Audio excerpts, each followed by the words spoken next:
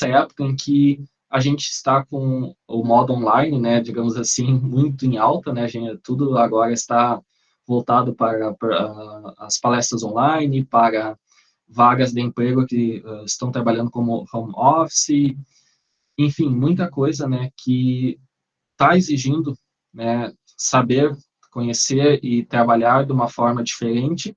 E eu acho que isso também é um contexto importante nessa conjuntura atual para a gente estar falando um pouquinho disso. Antes de eu começar a falar e aí conversar, na verdade, com vocês, então eu quero que seja uma conversa bem tranquila, bem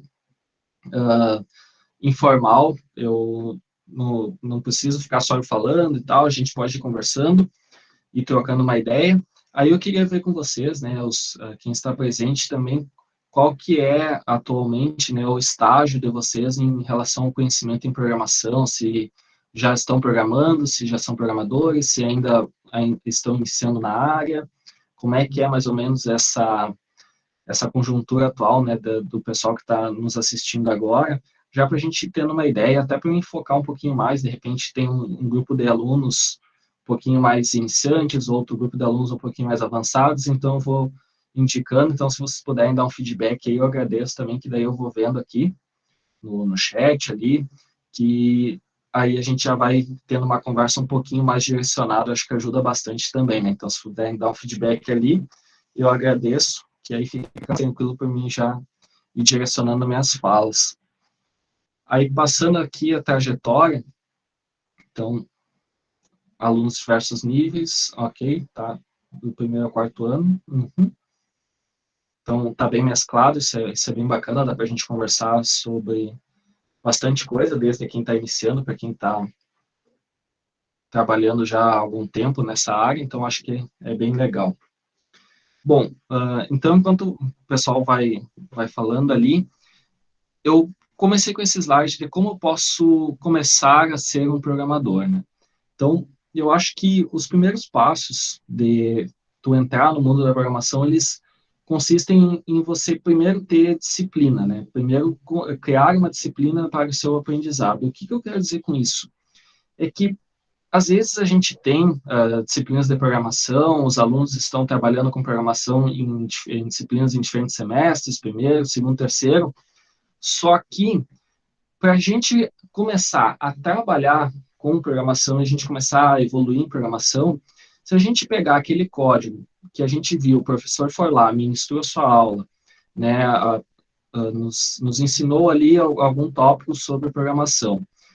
Aquele momento eu estudei aquilo, aprendi, e aí eu fecho o meu notebook, desligo o computador, eu fecho meu caderno, que eu estava fazendo minhas anotações, e daqui a uma semana eu volto a ver aquilo, e aí eu talvez já não me lembro direito sobre o que tinha sido falado, ou sobre algumas dicas e regras que eu tinha que seguir na programação para construir aquele código, e assim por diante. Então, acho que o primeiro ponto para a gente iniciar esse processo de ser programador é criar uma disciplina de repetição, de programar várias vezes durante a semana, da gente começar a repetir os processos, de praticar bastante. Programação a gente não consegue aprender se a gente não praticar, né? Então, acho que a dica mais valiosa de hoje, que vocês já devem ter ouvido falar, é justamente isso, é praticar. A programação, ela exige prática. Então, se a gente não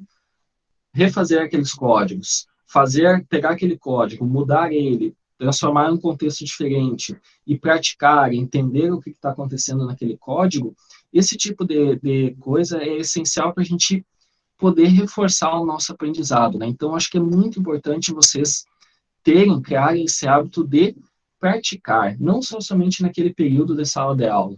Pega ali durante a semana, vocês tiveram uma aula de programação, estão iniciando ou já programam, pega ali durante a semana, reserva uma meia hora, uma hora, pega, abre aquele código, dá uma estudada nele, modifica, faz algumas mudanças, né? Eu acho que é bem legal, bem importante esse processo para a gente conseguir compreender cada vez melhor como que funciona, né, esse processo de evoluir nos conhecimentos de programação. Então, acho que isso é muito importante, né? Então, essa é a dica mais valiosa que eu vou deixar para vocês hoje, é aprender a programar, que exige disciplina e prática, né? Você se organizarem e trabalharem bastante em cima dos códigos, né? Quem quer trabalhar nessa área ou quem quer mesmo ter o conhecimento mesmo que não vai trabalhar. Então, acho que isso é muito legal, muito importante vocês estarem fazendo, tá?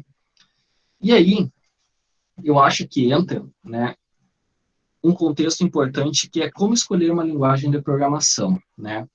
Antes disso, os primeiros passos, e geralmente é adotado pelos institutos, pelas universidades, é criar uma base de programação, né? Criar uma base em lógica de programação, criar uma base em orientação a objetos, e não talvez startar no meio do caminho ou até num modo avançado. Então, eu vejo muitos casos de alunos e outros programadores que nem foram meus alunos, mas que eu conheço e sei que acontece.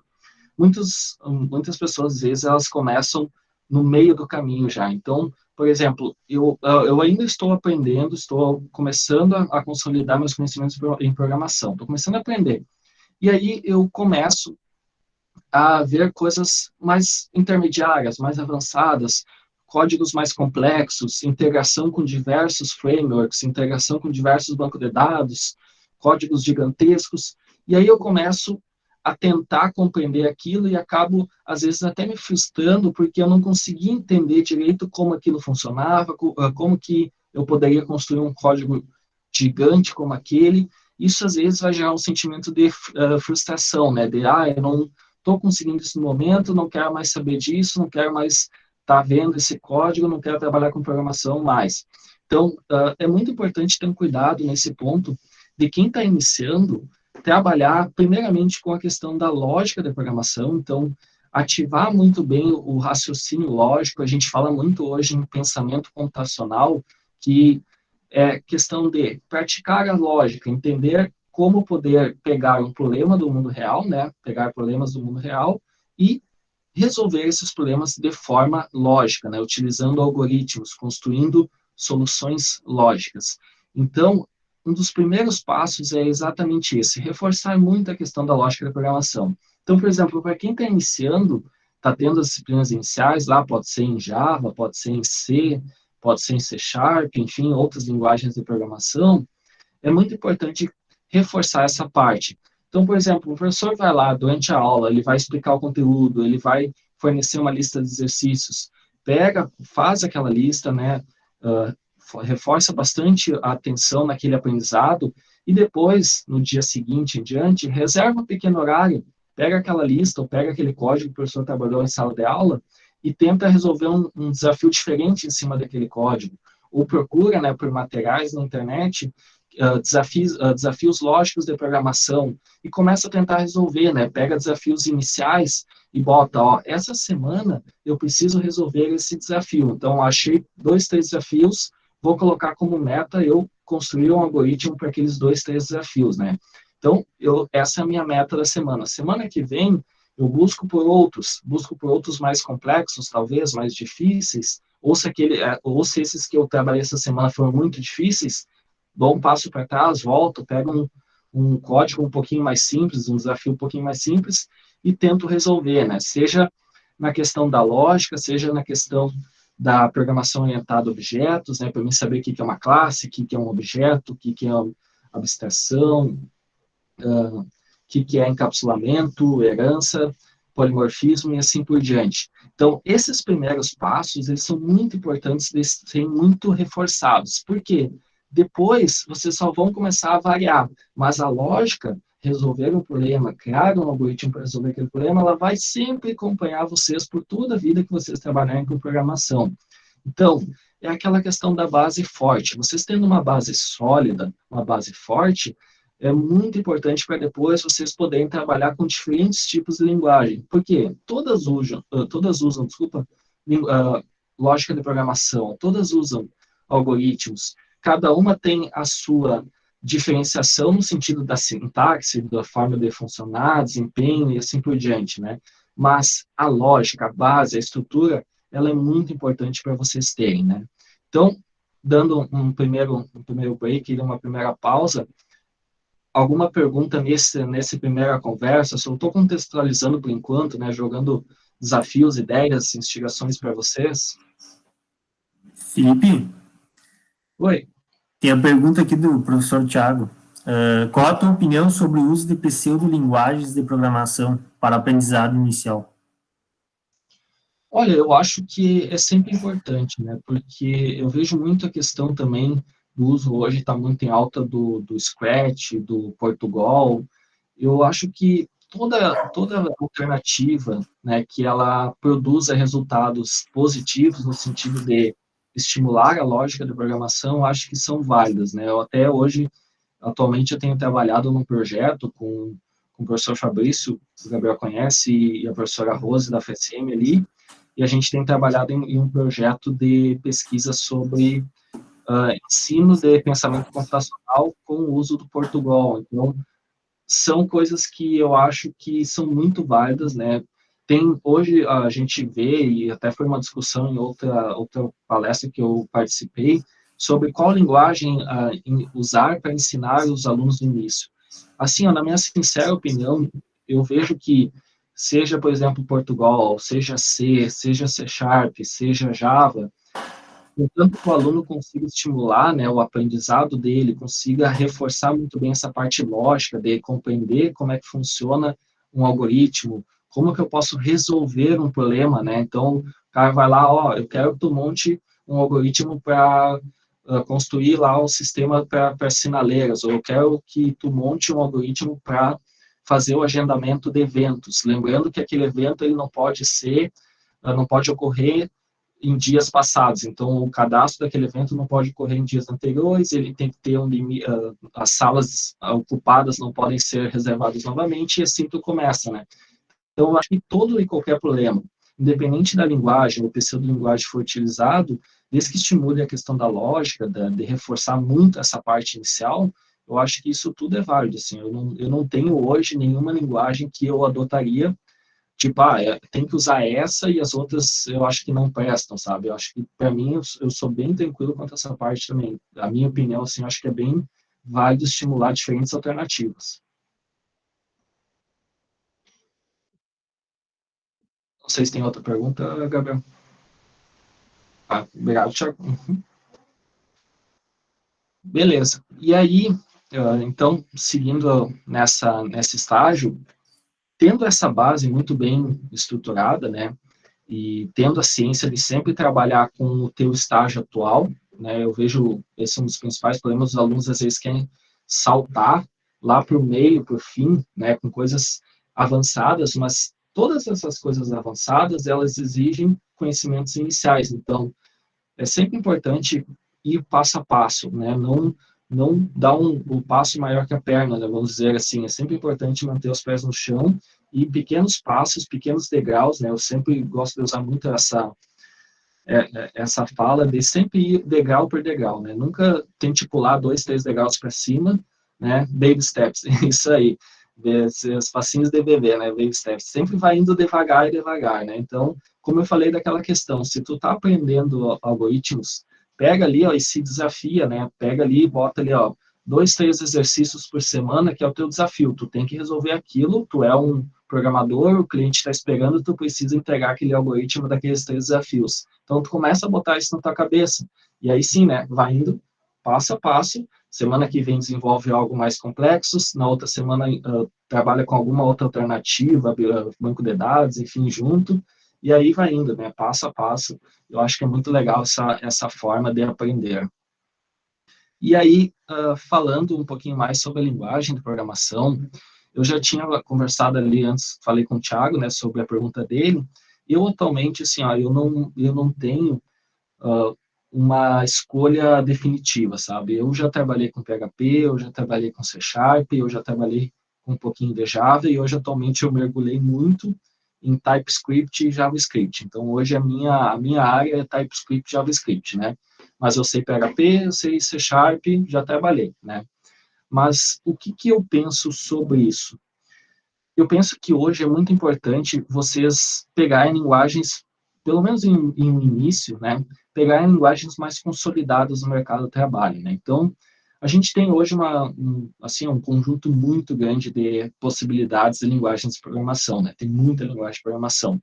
o que eu recomendo para quem está iniciando, ou até para quem já programa, mas ainda está naquele estágio, né, inicial ali, o programa há 3, 4 anos, né, estou começando a me consolidar no mercado de trabalho.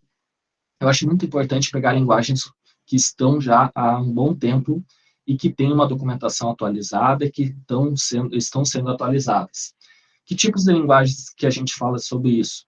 Java, C Sharp, o PHP, Python, TypeScript, JavaScript, e aí muitas outras que poderiam estar nessa lista aí também, que são linguagens mais antigas e linguagens que estão sendo atualizadas atualmente, né? Então, eu acho que um bom início para escolher uma linguagem é primeiro ver esse passo, né? Linguagens que estão em alta e que estão já há muito tempo no mercado e que têm a documentação atualizada. Por quê? Porque isso é um indicativo de que tu está trabalhando com algo que é atual, tu está trabalhando com algo que não deixou de ser atualizado, que não foi descontinuado e não tem previsão de ser descontinuado, e que possivelmente, bem provavelmente, qualquer uma dessas linguagens que vocês estão vendo aí na tela, tem muitos, centenas, milhares de sistemas desenvolvidos nesta linguagem. Então, você tem mercado, você tem possibilidade no mercado de trabalho. Então, a gente já começa a pensar nessa lógica. O que eu diria para vocês como escolher? Eu, atualmente, vejo que cada uma dessas linguagens, elas têm o que a gente fala de ecossistema, né? Se a gente for pegar, por exemplo, Java, a gente tem Java para mobile, a gente tem Java para desktop, a gente tem Java para web, a gente tem Java para microsistemas, microserviços e assim por diante. A mesma coisa com C Sharp, a mesma coisa, o PHP é um pouquinho menos, mas o Python, por exemplo, tem para tudo que é lado, né?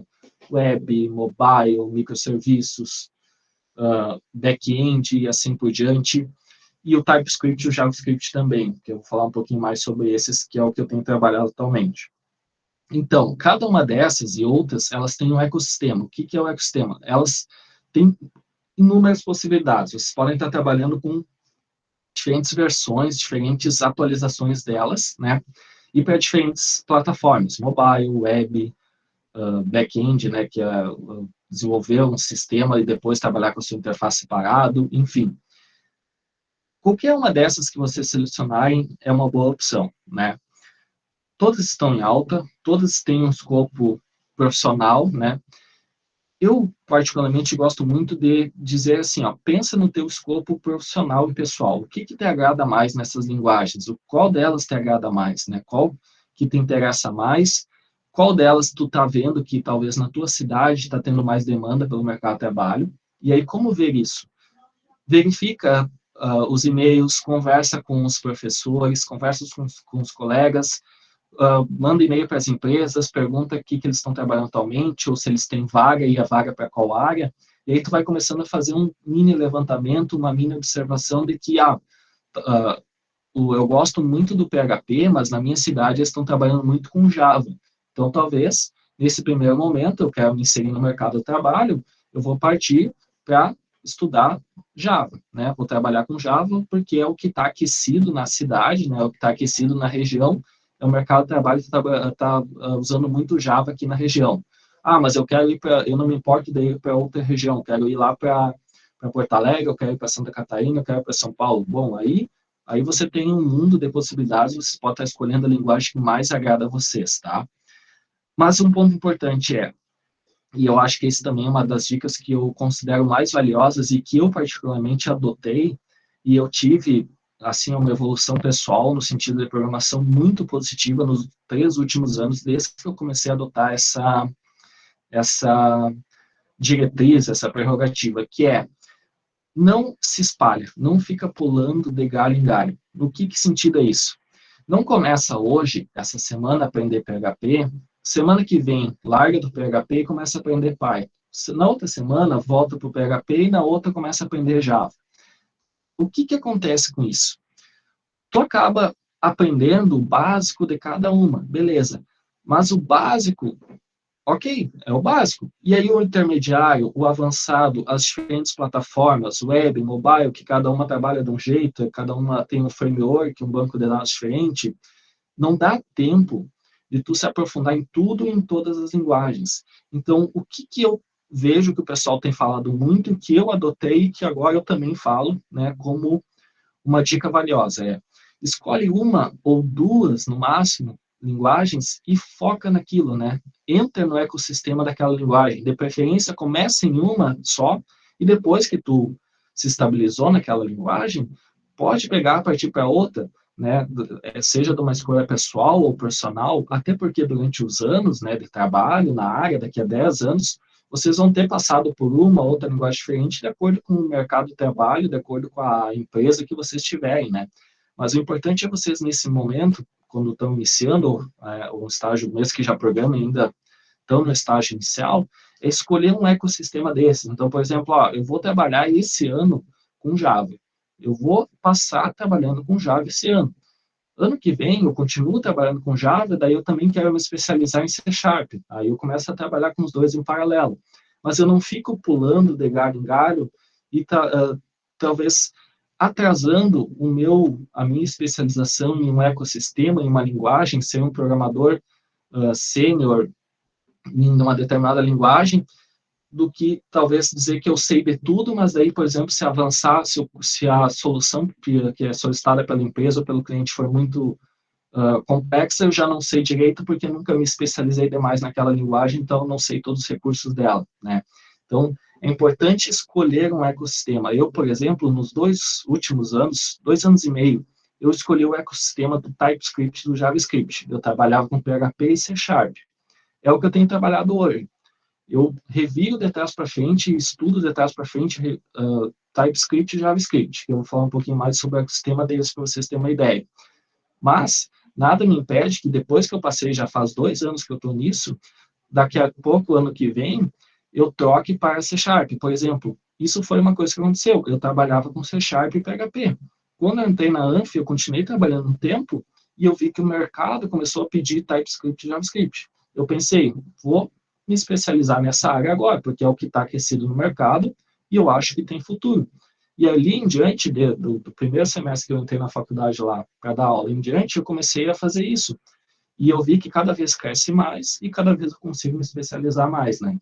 Então, é uma dica que eu dou para vocês que eu acho muito importante, né? Focar em um ecossistema, um ou dois no máximo, e se especializar nele. Até porque a base, o mecanismo como um todo, não vai ser uma coisa assim absurda de diferente de um C Sharp para um Java, de um JavaScript para um Java.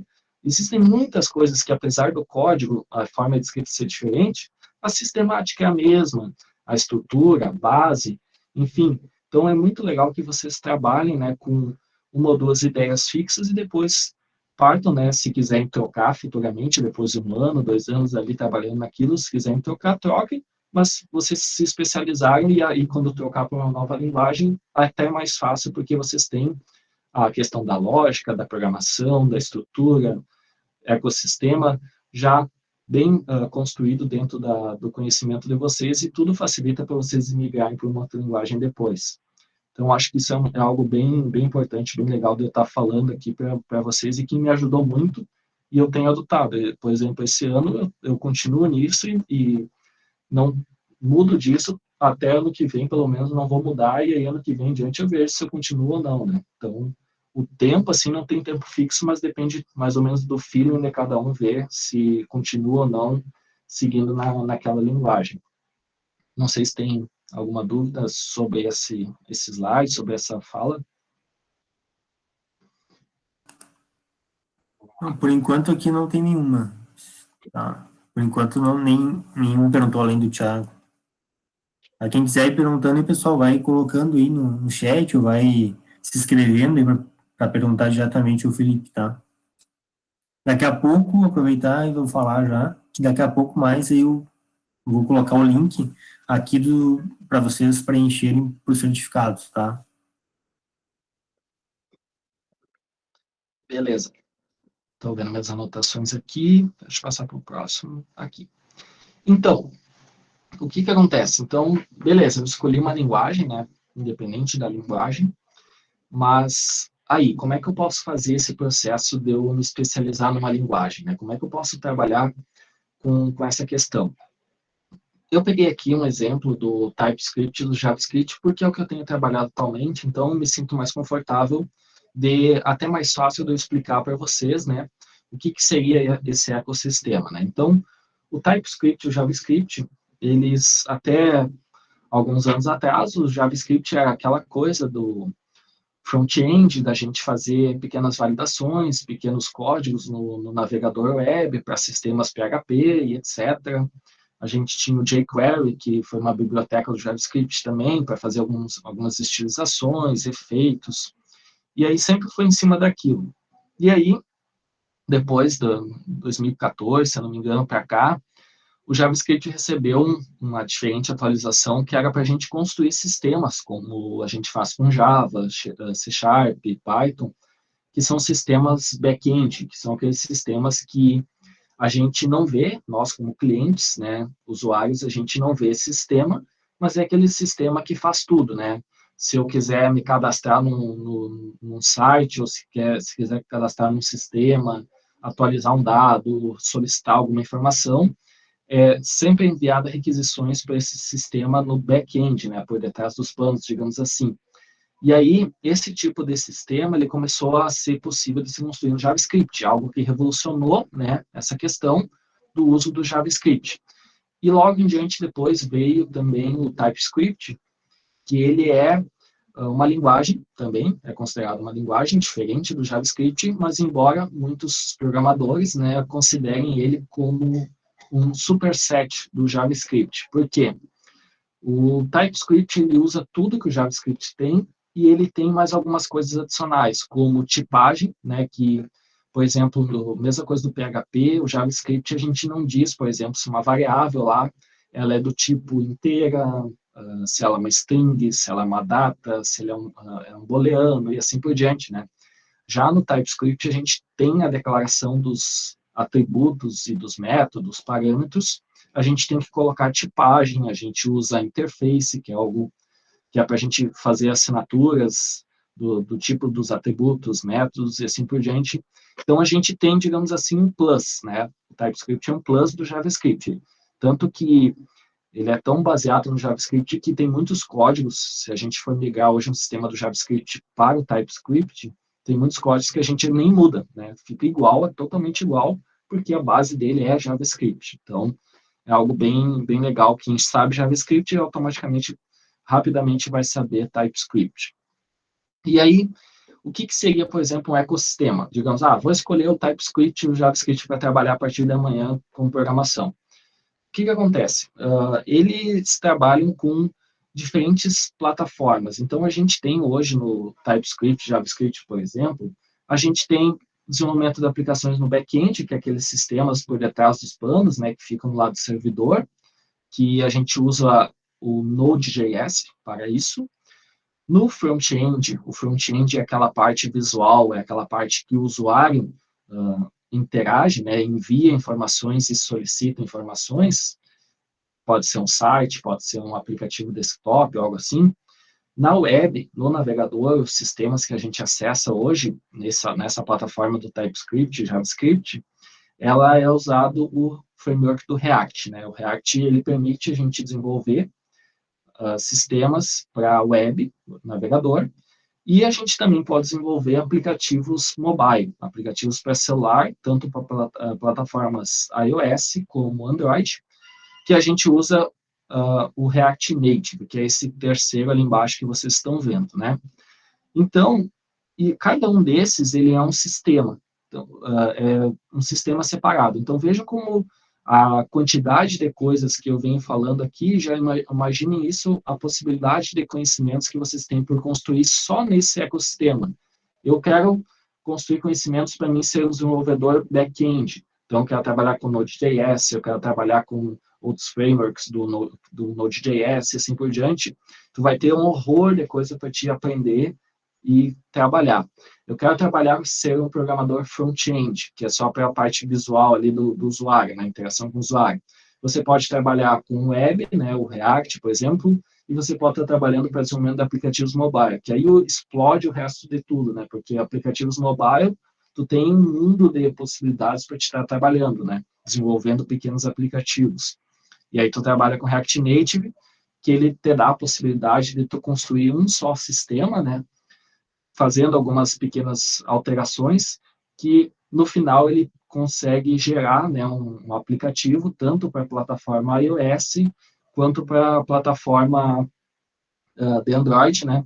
No caso que antigamente a gente tinha que desenvolver dois aplicativos separados, né? A gente tinha que desenvolver um em Android e outra em iOS, dois aplicativos separados, sistemas separados, porque a gente não tinha, né, essa possibilidade de usar um único sistema e, no fim, gerar um aplicativo para ambas as plataformas. Então, isso também é uma outra grande vantagem da gente estar usando. Além de tudo isso ser open source.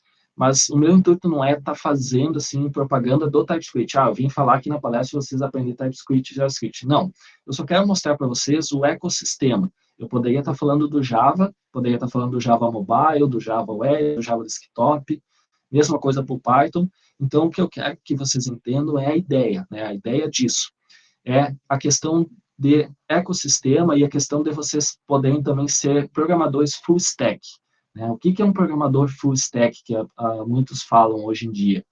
É que o full stack é aquele que domina todas as tecnologias de uma determinada linguagem. É aquele cara que, se tu pedir um sistema, ele vai te entregar um sistema que tem um sistema funcional no servidor, que tem um sistema que roda em navegadores web, que tem um sistema que roda em aplicativos nativos e muitas outras coisas. Né? Ele é um cara completo, ele é um cara que sabe falar sobre todos essas plataformas. Né? Então, hoje em dia, a gente tem essas possibilidades. Vocês podem estar sendo programadores back-end, trabalhar só com aplicativos, aplicações, sistemas, né, nos lados do servidor.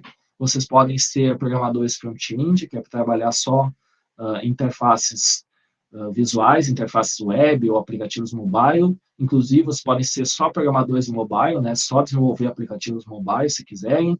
E também podem ser full stack, né, ser aquele programador que trabalha com todas as plataformas, sabe, de todo aquele ecossistema daquela linguagem.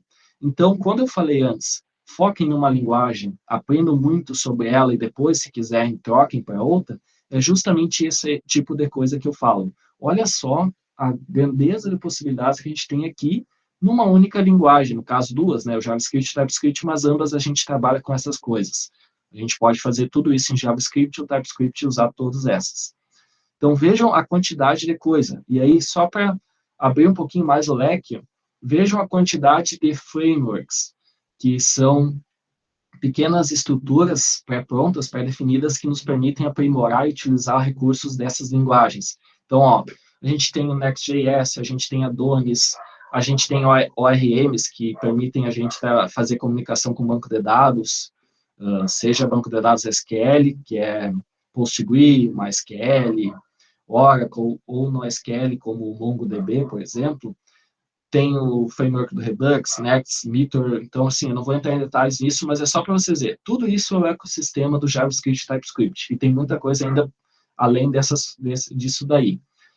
Mas aí vocês vão se apavorar porque é muita coisa. Não, vocês vão entender o porquê que é importante, né, em um primeiro momento, vocês focarem e centralizar em uma ou outra linguagem, uma em outra plataforma, e aí depois, com o decorrer dos anos, vocês vão evoluindo para outras, vão abrangendo conhecimento para outras. Então, esse é um ponto que eu acho muito importante hoje em dia vocês adotarem e seguirem. Né? Então, por isso que eu falei bastante sobre isso, eu acho bem legal estar ressaltando esse ponto, que foi algo que me ajudou muito, sabe? Me ajudou muito mesmo. Eu consegui realmente evoluir meu aprendizado em programação seguindo essas diretrizes, essa metodologia de estudo. Eu consegui evoluir muito mais rápido que antigamente, quando eu fazia esse processo de tentar aprender muitas linguagens ao mesmo tempo, tá? Então, eu acho que é algo que está muito legal de vocês poderem estar adotando. Não sei se tem alguma dúvida, quer falar alguma coisa, Gabriel?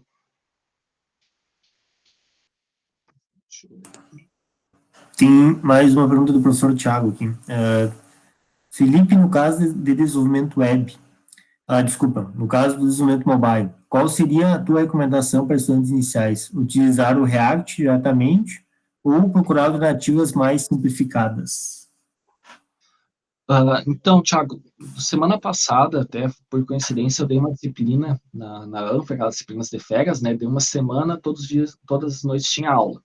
E era para desenvolvimento de aplicativos mobile. Eu usei React Native, que é para a gente usar, que é para desenvolver aplicativos tanto para Android quanto para iOS, né? E, por exemplo, os requisitos da disciplina, e isso ocorreu, né? O pessoal, eles tinham somente conhecimentos prévios em lógica de programação, algoritmos, JavaScript e TypeScript. E eles conseguiram tranquilamente trabalhar com essa parte de desenvolvimento mobile. É claro, também tem aquela parte da questão do uso de programação orientada a objetos e etc., né? Mas, assim, para estudantes iniciais, eu vejo que o React Native, ele tem uma estrutura que é meio que própria dele, é única.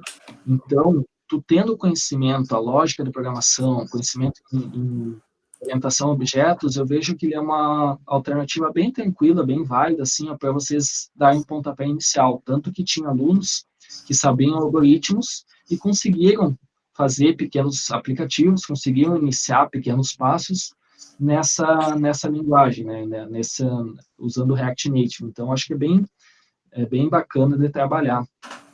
Acho que é bem legal trabalhar com isso para iniciar em desenvolvimento mobile. Eu acho que é uma alternativa bem bacana. Falar de modo geral sobre a importância da programação orientada a objetos. Sim. Bom, assim, Marco, eu acho que junto com a lógica, para mim é um ponto essencial a gente ter o conhecimento em orientação a objetos, porque de uma forma ou outra a gente precisa entender, né, o que é um objeto, como trabalhar com ele. Então, por exemplo, o Thiago perguntou sobre isso, eu já digo que tem que ter, talvez, uma noção, pelo menos, do que é um objeto, porque, por exemplo, no React Native, a primeira coisa que tu vai fazer lá, tu vai trabalhar lá com a declaração dos atributos por exemplo, tu tem uma tela de cadastro. Tu vai ter lá o nome, a idade e a data de nascimento. No React Native, tu vai ter que chegar lá e criar um objeto que vai declarar nome, idade e data de nascimento. O nome vai ser uma string, a idade vai ser um inteiro e a data de nascimento vai ser um date. Isso é um objeto. Aí, daqui a pouco, tu pode estar usando classes, né, no React Native.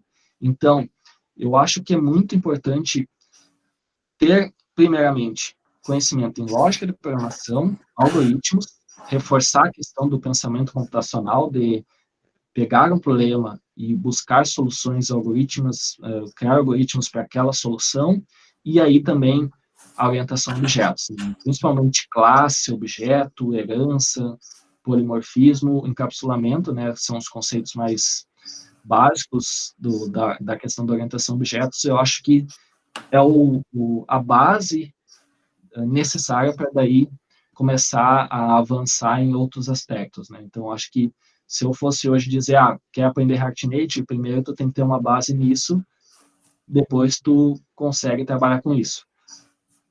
O cara conseguiu aprender sem ter a base, conseguiu se virar, beleza, acontece. O cara conseguiu, tinha facilidade, conseguiu aprender, mas eu considero muito importante ter, né, essa base construída antes de iniciar nessas linguagens, nessa parte um pouquinho mais avançada. Não sei se consegui responder a tua pergunta, Marco.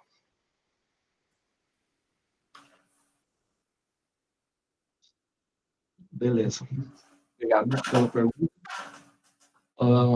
Então, continuando aqui, aí no projeto, né? Então, acho que isso aqui é um ponto bem legal também de falar, é que os alunos, qualquer um, na verdade, né, seja aluno, professor, qualquer pessoa, quando ela está começando na programação, ela tem muitas ideias, né? Ela tem ideias muito legais de sistemas, de construir projetos, ideias inovadoras, né? Que, eu vou construir algo diferente, o meu projeto vai ser algo legal, diferente, que eu vi que ainda não tem na minha cidade, na minha região, ou até no mundo, sei lá, né? E aí tem que ter eu vejo que tem que ter um cuidado muito especial nisso, pelo seguinte, o que acontece?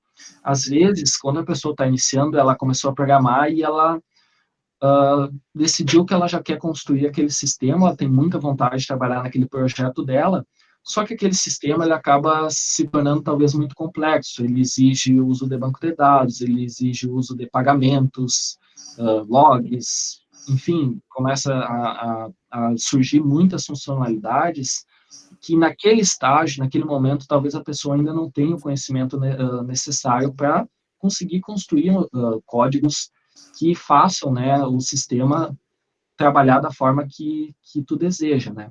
Então, tem que ter muito cuidado nessa questão. Meu projeto, né, é a melhor ideia que eu tive, isso aqui, aí eu não consegui implementar, ou implementei e não deu certo, não era do jeito que eu queria.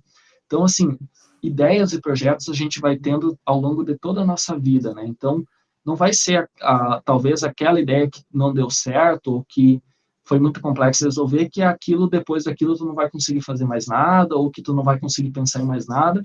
Então, eu acho que para quem está iniciando e para quem trabalha já com programação e gosta de trabalhar com seus projetos pessoais, seja numa startup, seja em algo assim, né, vou criar uma empresa, uma startup para mim trabalhar com um determinado projeto, eu acho que o primeiro ponto é ser uma ideia que te motiva.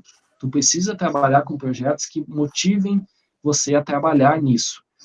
Uma coisa que eu tenho adotado e que tem dado muito certo e os alunos gostam muito é que quando eu vou trabalhar com disciplinas de programação, e aí eu trabalho, só explicando, eu trabalho com disciplinas que já passaram da lógica, né? Então, o aluno já teve algoritmos, estruturas de dados, e aí eu entro em orientação a objetos e em diante.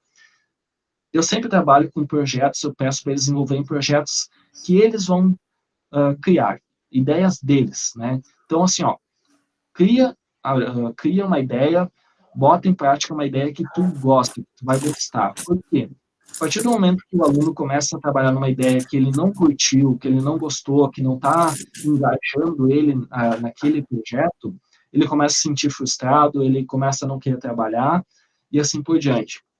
Então, hoje, por exemplo, eu trabalho com um projeto na minha disciplina, né, um projeto para ensinar os algoritmos, como fazer conexão com um banco de dados. Então, crio um pequeno sistema, uma ideia, que aquela ideia norteia, né, a disciplina, e a cada aula eu ensino algo diferente novo. E aí, para eles praticarem, né, então, vocês vão fazer isso que a gente aprendeu hoje, a gente aprendeu a se conectar com o banco de dados e criar um cadastro, né, e o nosso sistema é um sistema de agendamentos de eventos. Esse é o sistema da minha disciplina. Vocês vão criar o sistema de vocês e vão colocar em prática esse conceito de construir, né, um cadastro com conexão ao banco de dados, mas no sistema de vocês. Então, os alunos pegam aquele código, estudam, replicam aquilo e constroem para o sistema deles. E aí eles estão trabalhando com a ideia daquele sistema deles, depois de poder botar em prática, talvez surgir uma startup a partir daquilo, surgir um sistema que ele possa vender ou que possa estar sendo utilizado por outras pessoas. Então, tudo isso motiva bastante ele. E um outro ponto que eu acho legal é que eu trabalho muito com projetos que possam ser usados posteriormente. Então, eu trabalho muito com projetos que a faculdade está precisando de tal sistema, um sistema simples, né? A gente não vai pensar no sistema gigantesco, mas a faculdade precisa de um sistema para gerenciar lá determinada atividade. É um sistema pequenininho, dá para a gente fazer, beleza. Então, o aluno vai lá e se compromete em trabalhar com aquele sistema, construir aquele sistema que possa ser usado depois para a faculdade. Um exemplo que deu muito certo e gerou até um TCC, por exemplo, lá na faculdade, foi o sistema de ouvidoria. Não existia um sistema de ouvidoria online, né? Só existia um sistema de ouvidoria, aquele do botar o papelzinho na caixinha. Um aluno, eu busquei junto à faculdade possíveis sistemas, daí falar, não tem um sistema de ouvidoria. Aí o aluno foi lá, gostou da ideia, né? Se engajou, fez na disciplina, depois a disciplina continuou, fez o seu TCC em cima daquilo e hoje tem um sistema completo de ouvidoria que está para ser implementado na faculdade. E ele está feliz da vida, passou na disciplina, construiu conhecimentos, fez o seu TCC em cima daquele sistema e aí ainda vai ser usado pela faculdade posteriormente agora, né? Está sendo botado em prática. Então, são ideias que eu acho que é muito legal, que eu tenho eu vi isso em outras faculdades, eu botei em prática ali nas minhas disciplinas, e eu vejo que o pessoal também tem feito, eu acho que tem sido bem legal o feedback, os resultados que têm sido obtidos, né? Então, esse slide eu queria falar mais sobre esses 2 pontos mesmo. Os alunos que estão iniciando, pensar em projetos que eles gostem, mas projetos pequenos, né? Que eles vão gostar de trabalhar, e para quem já está trabalhando um pouquinho mais de tempo, pensar em projetos que possam ser usados depois, conversar com o professor e etc. Se seria a ideia baseada em projetos, mais ou menos por aí, porque geralmente eu trabalho com ou individualmente ou em pequenos grupos, duplas, trios, né, para a gente trabalhar. Então, mais ou menos seria para essa ideia de baseado em projetos, mais ou menos seria por aí. E aí esses projetos os alunos escolhem, ou eu também dou alternativas para eles como projetos que a faculdade precisa, ou no caso lá a região precisa, que poderia ser utilizado depois. Seria mais ou menos em cima disso que seria essa ideia, né? Então, acho bem legal de trabalhar com isso. E abre também, né, além disso, abre a possibilidade de interdisciplinar, né? Então, geralmente a gente tem cadeiras, por exemplo, algoritmos, estrutura de dados ou programação orientada a objetos, linguagem web, e a gente tem cadeiras como engenharia de software, banco de dados. Aí, como é um projeto, são vários pequenos projetinhos, a gente conversa entre nós, professores, e diz, tu tá dando banco de dados para esse pessoal, eu também estou dando programação. Então, vamos fazer, eles estão trabalhando nesse projeto, então, na disciplina tua, tu pega esse projeto e ajuda eles no banco de dados, faz eles desenvolver o banco de dados do projeto, enquanto eu faço eles desenvolver o algoritmo aqui na minha. E aí a gente vai fazendo esse projeto interdisciplinar, né? Então, acho que isso é muito legal também, eu tenho visto em outras instituições, né, para a gente trabalhar. Um projeto pequeno, vamos passar para um projeto pequeno aqui. Também temos mais ou menos, isso é o projeto integrador, exatamente isso, é esse projeto aí, essa ideia aí mesmo, exatamente em cima disso. Eu acho que é um ponto muito legal, e até foi uma demanda dos alunos, no nosso caso, né, que eles pediram, porque às vezes tinha disciplinas que eles criavam um banco de dados, e aí na disciplina de programação eles também tinham que criar um banco de dados, por exemplo, sabe? Então, por que não criar o seu banco de dados do sistema já como atividade daquela disciplina? Então, isso facilitava bastante da questão de conectar no mesmo ponto, né, as coisas. Aí eu acho bem interessante isso. O Ciro falou daqui que seria um pequeno projeto, então eu trouxe um slide trazendo alguns passo a passos de como não ser talvez uma ideia que seja pequena, mas tu iniciar por partes, né? Então, não necessariamente, Ciro, precisa ser um projeto que vai ter que ser pequeno. Pode ser um projeto que seja grande, mas o teu startup, os teus passos iniciais, eles começam pequenos, e aí conforme o teu conhecimento vai crescendo, tu vai incrementando, vai aumentando aquele teu projeto. Então, por exemplo, passando aqui, aí eu já respondo do Thiago ali também, tá, Thiago? Já falo ali. Então, essa parte aqui do slide eu acho que é muito legal. Como criar seu projeto e buscar mais conhecimento? Então, vamos pensar o seguinte, né? Começou o semestre, vocês estão lá, ou vocês estão iniciando o aprendizado em programação, né? Estão aprendendo algoritmos, ou já passaram por algoritmos, estão em orientação a objetos, ou estudando alguma linguagem de programação específico. E aí, por exemplo, você quer trabalhar num projeto pessoal. Nem precisa ser, digamos, não vou trabalhar na disciplina, mas é um projeto pessoal meu, né? Então, o que vocês fazem? Primeira questão é a questão do planejamento, né? A questão do tamanho. Esse projeto, hoje, eu consigo desenvolver ele, ou pelo menos eu consigo desenvolver parte dele, e talvez depois, com mais conhecimento, eu termine o resto que eu quero que esse projeto tenha. Eu consigo. Hoje eu consigo dar o pontapé inicial nele, e conforme eu for evoluindo meu conhecimento, eu consigo terminar esse meu projeto. Então, show de bola.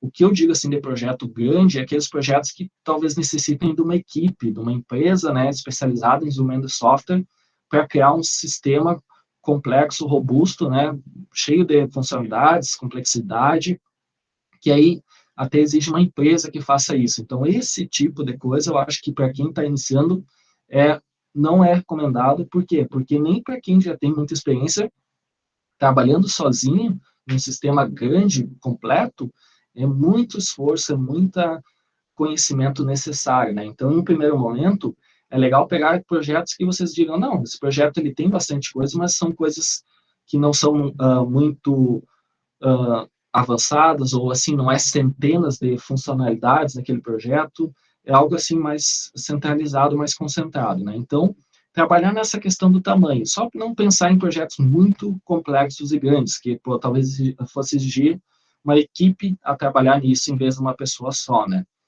Aí também questão de ver engenharia de software, qual que é o requisito, montar a ideia do banco de dados, modelagem de dados, etc., né? Aquelas coisas iniciais que todo curso, né, de desenvolvimento, informática, ele, em determinado momento da estrutura curricular, ele aborda, né? E aí, eu montei esse passo a passo ali, o baby steps, digamos assim, né? Eu montei essa ideia na questão do projeto aqui, por exemplo. Então, se tu já está estudando algoritmos, está estudando orientação a objetos, tu quer construir, se testar, construir um pequeno projeto, por exemplo, tu pode iniciar fazendo esse planejamento dele, né? Da parte da questão da documentação, etc. Aí tu pode começar com um CRUD. O que é o CRUD? É tu fazer o teu sistema, o teu pequeno projeto, geralmente todos os sistemas, em boa parte, a maioria, eles exigem que tu tenha um cadastro, vão exigir que tu possa deletar um registro, atualizar um registro, ou listar registros, né? Então, é o famoso CRUD, né? Que é Create, Read, Update, Delete, que é tu poder, teu sistema ter um cadastro, poder atualizar aquele cadastro, listar ou remover, né? Então, o que acontece? Começa por isso, começa por essas funcionalidades básicas. Em um primeiro momento, não precisa nem ter conexão com o banco de dados, usa um array, usa um objeto, né? E faz com dados fixos ali, né? Depois, conseguir fazer, funcionou, beleza. Agora eu vou tentar conectar com o banco, aí fazer aquela conexão com o banco, para ele começar a se comunicar com o sistema externo, com o banco de dados, aí eu consigo ter os dados dinâmicos armazenados lá no meu banco de dados. Daqui a pouco eu fiz isso, próximo passo, vamos pensar no login, né? A maioria dos sistemas hoje em dia tem um login, vamos fazer um pequeno login, fazer uma autenticaçãozinha ali, né? Não é tão simples às vezes, mas vamos fazer nem que seja só para testar o usuário e senha num primeiro início, depois tu pensa em autenticação com mais segurança, vai pequenos passinhos, né? Então, tu vai fazendo esse pequeno trilho, né? Nessa questão. Começou com um planejamento, começou com vendo o tamanho do projeto, depois tu passou para a ideia de vou construir um cadastrinho, forma fixa mesmo, sem usar banco, né? Usa um array ali de dados fixos. Aí, daqui a pouco, tu passa para um banco de dados, aí fazer cadastro usando banco. Aí, daqui a pouco, tu vai fazer um pequeno login. Depois disso, tu começa a ver, eu estou fazendo o meu cadastro no banco, mas eu não estou verificando se esse cadastro já existe, se esse e-mail já existe, não pode ser duplicado, ou se o número de letras e caracteres é o mínimo que eu preciso. Aí tu começa a usar as tais regras de negócio, né? Que nem eu falei antes, o meu sistema, eu vou cadastrar um evento, por exemplo, e esse evento, ele não pode acontecer, por exemplo, de ser cadastrado no evento na data passada, né? Então, o que acontece? Eu posso fazer uma regrinha de negócio para isso, né? Então, aos poucos eu vou aumentando o meu sistema. Então, vejam, pequenos passos, pequenas implementações. Aí tu passa para a questão do banco de dados, que nem eu falei, depois tu passa para a questão ali dos recursos alternativos. Então, o que seria recursos alternativos? Por exemplo, o teu sistema, eu quero que o meu sistema envie um e-mail, né? Eu quero que o meu sistema tenha relatórios, gere logs, eu quero hospedar ele numa plataforma online, eu quero usar mapas, eu quero usar outros tipos de recursos. E aí, cada passo desse é um conhecimento que tu adquiriu, um conhecimento que tu buscou específico, e tu, aos poucos, o teu projeto, aquele que parecia no início pequenininho, já foi ficando cada vez maior, e pode ser a tua ideia, né? Aquela ideia que tu quer para tu implementar, talvez até para te iniciar uma startup. E aí, depois disso, tu parte para a questão de ter todo esse projeto e aí talvez começar a refatorar ele. O que seria refatorar? Pega ele do zero e começa a refazer ele com os conhecimentos atuais que tu tem, que tu aprendeu muita coisa, passou por todos aqueles caminhos, já sabe o caminho das pedras, já sabe resolver as coisas, agora eu vou melhorar esse meu código. Então, tu começa, talvez do zero, ou começa a reestruturar teu código, tentar melhorar ele cada vez mais, usar boas práticas, padrões de projeto, melhorar o layout. Eu fiz uma primeira versão do meu layout, não está tão bonito, mas está funcional. Agora eu vou começar a melhorar a minha interface, eu vou refazer ela, agora com os conhecimentos que eu tenho, e melhorar ela, né? E aí eu começo tudo isso, degrau por degrau, passo a passo, e aí eu tendo uma construção de um projeto inteiro, né? E aí, por fim, vai indo para desempenho, testes, sistemas, e assim por diante, né? Então, esse aqui, tipo, seria, digamos assim, uma escadinha de um pequeno projeto, ou pequeno no sentido, não precisa ser pequeno, pode ser um projeto médio, até grande, dependendo, mas uma escadinha, digamos, do que vocês poderiam começar e avançar passo a passo, né, e aos poucos trabalhando com isso. Então, acho que é bem interessante essa ideia desse caminho. Aí tem algumas perguntas ali, daí vamos ver aqui do Thiago e da Fernanda, né, tinha me perguntado, o Thiago tinha falado da questão da introdução de metodologias ágeis, como Scrum. Eu acho muito legal, Thiago, eu particularmente eu não trabalhei ainda, mas existem colegas que trabalharam, né, em disciplinas, e é muito legal, porque, por exemplo, tu pega um Scrum, ele tem agora me fugiu o nome, mas é os pontos de verificação, né, que a gente usa, né, tem os checkpoints que a gente, para as entregas, né, toda a programação do projeto e etc. Então, eu acho que é muito legal de se utilizar uma disciplina, porque também tu consegue controlar, né, tu consegue fazer o aluno ter uma entrega programada para daqui a 2 semanas, né, os sprints, agora me lembrei o nome, né, tu tem um sprint, então tu tem, por exemplo, pessoal, vocês têm que fazer tal atividade e entregar daqui a 2 semanas, tem aquela questão de trabalhar em grupo, do brainstorming, enfim, eu acho que é muito, muito legal de se trabalhar isso, né, e as empresas hoje têm cada vez mais usado, por exemplo, a gente tem a Meta lá, na nossa região, e ela trabalha profundamente com metodologias ágeis, tanto que eles avançaram para o nível 3 do CMMI 2.0. Então, tipo, são coisas que as empresas estão indo para esse lado e é importante os alunos saberem. Então, acho muito legal falar sobre isso também. A Fernanda falou de refazer um projeto, melhor começar um código novo ou implementar no código que tem. Assim, Fernanda, dependendo, né? Depende muito. Por exemplo, se tu tá conseguindo se localizar legal naquele código, naquele projeto que tu fez, se tu tá conseguindo compreender muito bem teu código, a ponto de saber onde mexer nele e reestruturar ele, melhorar ele, eu acho que não tem problema tu usar aquele código existente. Agora, se tu, tipo, construiu o teu sistema, tá funcionando, mas tu sabe que aquele teu código está meio bagunçado, não estou conseguindo me encontrar muito bem, não está comentado, não está indentado, enfim, tem muita coisa, muito código repetido, aí eu considero melhor tu abrir um projeto do zero e aí trabalhar de novo nele. Vai ser mais rápido, tu já vai ter uma boa parte das funcionalidades prontas, mas daí tu vai trabalhando do zero nele e melhorando, né, a questão de refatorar, boas práticas, padrões de projeto e assim por diante. Então, acho que depende do caso, mas geralmente, às vezes, é melhor tu criar do zero, né? Muitos alunos meus fazem isso, eles criam do zero e começam a melhorar o código em cima de um projeto zerado. Não sei se tem mais alguma dúvida nessa parte, nesse caminho que eu falei que eu acho legal do projeto também. Deixa eu ver aqui o que mais eu tinha. Só tomar uma aguinha. Tá na garganta. Eu vou aproveitar só para reforçar. Eu coloquei aqui, pessoal, o link para vocês preencherem para geração de certificados, tá? Então, podem preencher ali nome, CPF e e-mail, tá? Bem tranquilo. E aí, então, estou tentando não me alongar muito, mas não tem muitos slides, tem poucos ainda, mas, por exemplo, depois disso,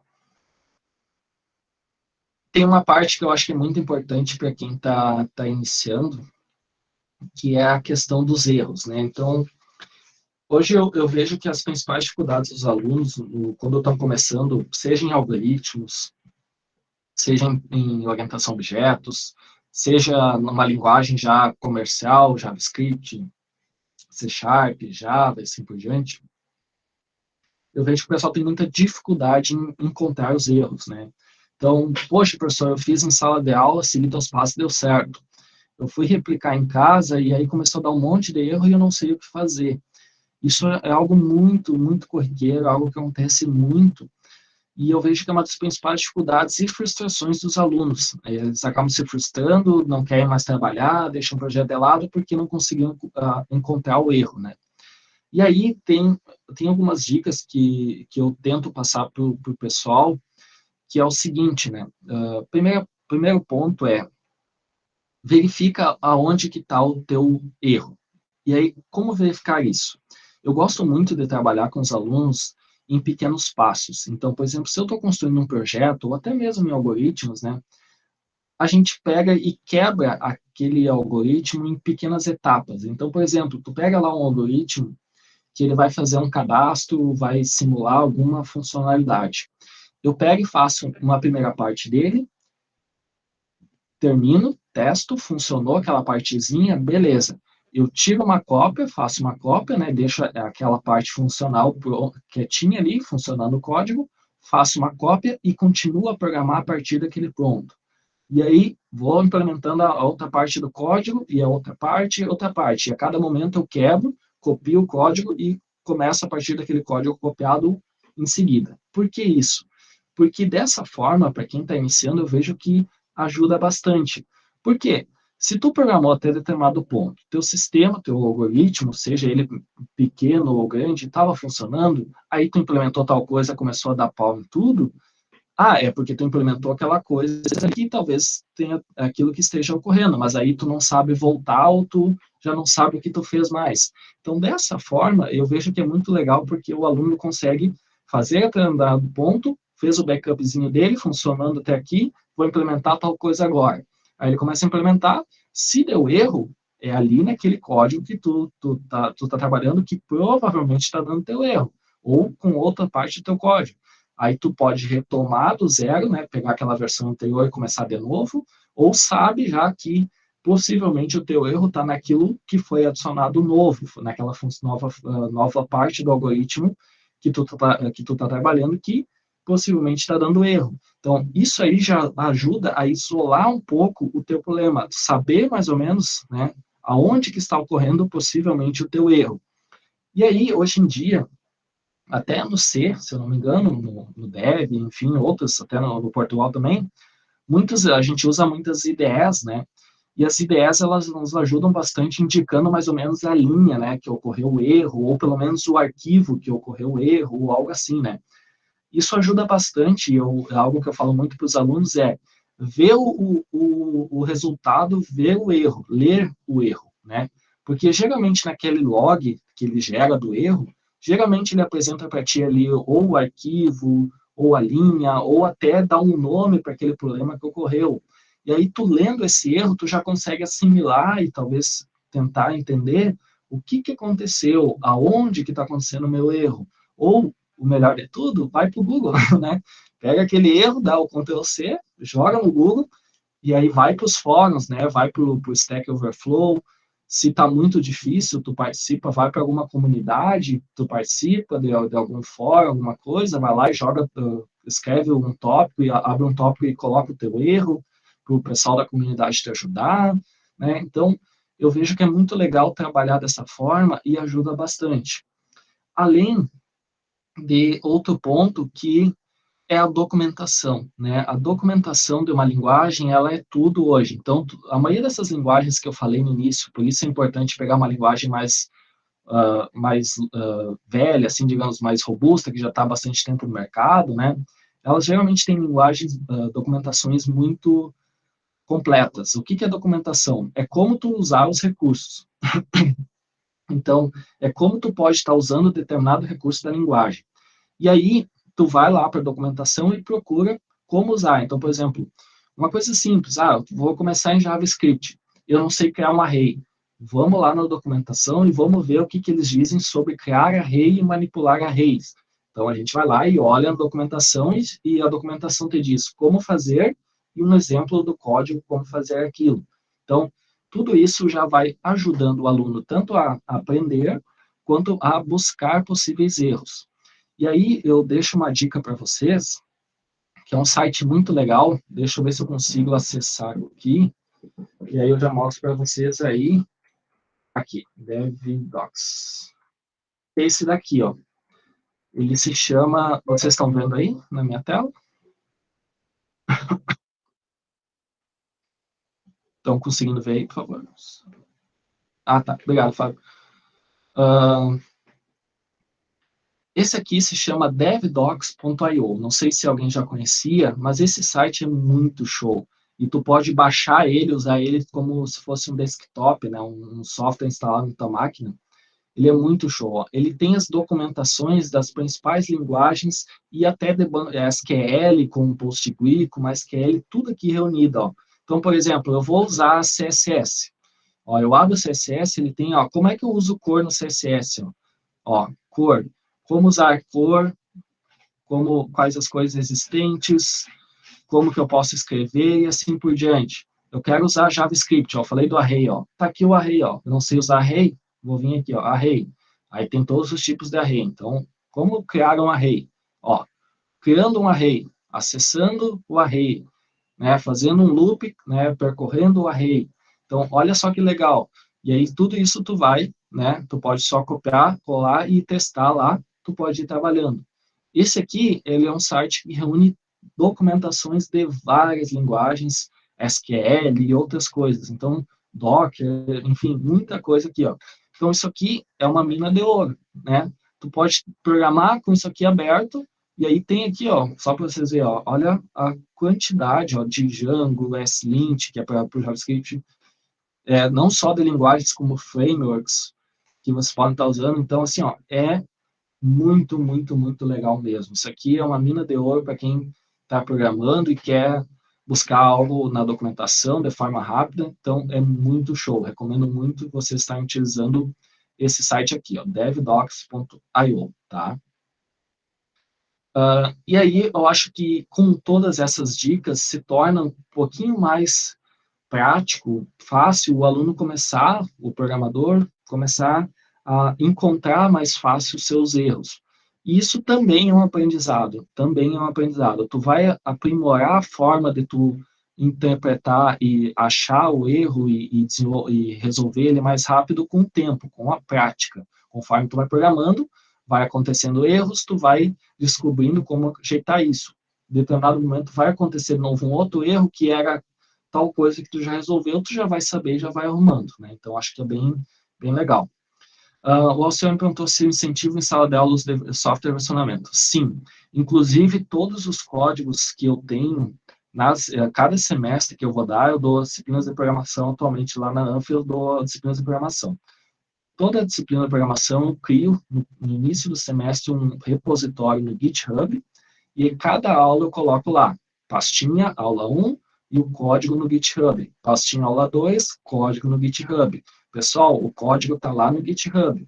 Aí eles vão lá, acessam o código no GitHub e qualquer projeto, atividade que eles me mandam, eu digo, bota lá no GitHub e me manda o link do repositório, bota ele público para vocês utilizar. Né? Então, eu incentivo bastante o uso do GitHub e também da questão do versionamento, que eu acho que é algo bem, bem legal do aluno aprender. Por quê? Porque é algo também que eles usam muito nas empresas, né? Então, eles aprendendo desde já facilita bastante. Não sei se tem mais alguma dúvida nesse ponto.